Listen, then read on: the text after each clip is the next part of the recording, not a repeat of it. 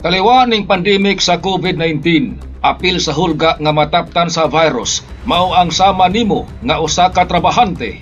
Ang pangutana, mapugos ka ba sa imuhang amo aron tusukan og bakuna batok COVID-19?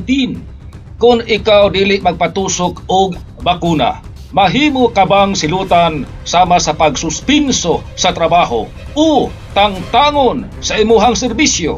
Base sa bag-ong mando sa Department of Labor and Employment o DULE, bisan gidasig sa gobyerno ang mga negosyante nga bakunahan bato COVID-19 ang ilahang trabahante, dili mahimo nga pugson sila nga magpatusok og bakuna.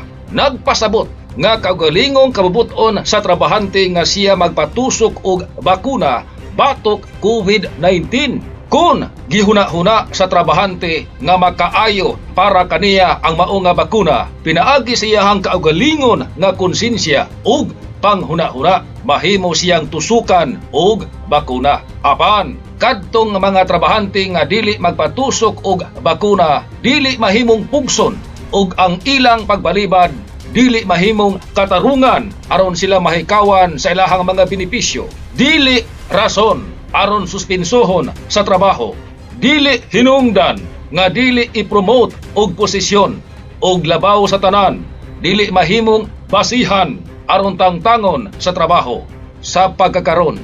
Mientras tanto, nga wa pay balaod aron pugson ang mga trabahante sa pagpabakuna batok COVID-19, ang pagbakuna sa mga negosyante ngadto sa ilahang trabahante dili mahimo nga himuong compulsory o pinugsanay.